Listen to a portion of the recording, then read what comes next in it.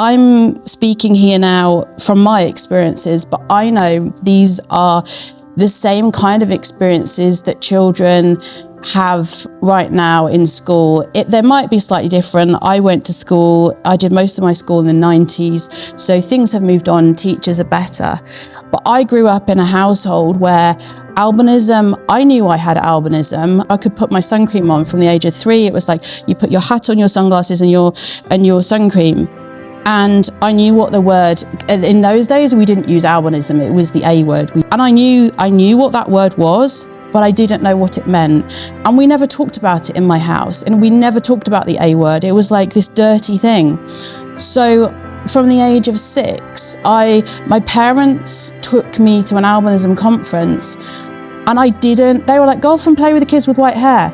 I didn't want to play with the kids with white hair because by the age of 6, I already knew that it was wrong to be me. I already knew what society thought about me. And when I looked at kids that were like me, I saw what society saw in me, in them, and I didn't like it. I didn't want to have anything to do with it. I didn't want to be part of that community. I just wanted to be me. But then it was conflicting because kids in the playground didn't want to play with me. It changed daily. Oh, you can only play if you've got brown hair. You can only play if you've got black hair. You can only play if you've got blue eyes. And I never fitted deliberately into any of the boxes that they chose. So I was always on my own. I didn't have anybody. I knew that there were people with albinism, but I didn't have any role models. I had nobody. And that's really lonely. And I went to secondary school, and I had no answers for when people asked me questions because nobody had told me. No one had told me how to advocate for myself. Nobody had given me a voice. And I thought it was okay. I thought I didn't deserve to have a voice. I didn't think I was allowed to have a voice. And my first day at secondary school, these kids came up to me like, what are you? What are you? And I didn't really understand what they were getting at. And I just like, I'm just me. And they're like, no, you're not. You're an albino freak.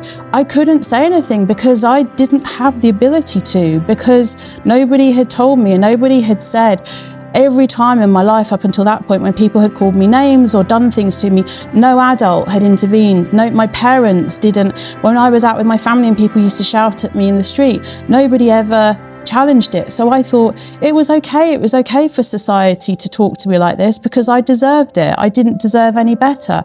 Teachers were like that. On my second day at secondary school, I was stood up in front of the whole school and the teacher was like, why are you wearing sunglasses? Just take your sunglasses off. So I had to take my sunglasses off in the whole school, and I couldn't see my way back to my chair. So I just stood there and everybody was laughing at me. The teachers were laughing at me, and I had that constantly. I didn't have the words. I didn't have the ability because nobody had taught me to say, hang on 1 minute, I do this because I have albinism and I need to do this because this is just what I have to do to get by. I wasn't able to do that because I didn't understand it. The teachers didn't understand me. They chose not to understand me.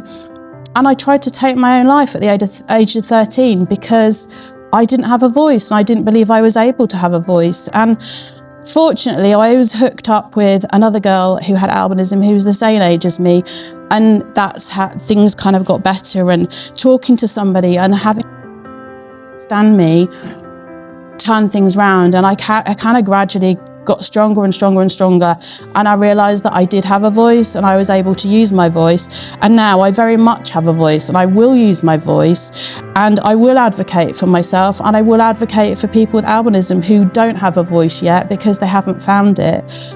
And this is the point of this project. It's all about having a voice. It's all about having a community, and it's all about representation. I don't want other people to represent me. It's great that there are so many medical people now that want to engage with albinism in the community, but so many don't. And we have such a rich community. If you have questions and if you want to do research and terminology, talk to the community and see what they want. Don't just go off and do your own thing because it's not okay. We're a small, but we're a big community, and we're all together and we all face the same challenges, and we all have a voice, and we all want to use our voice.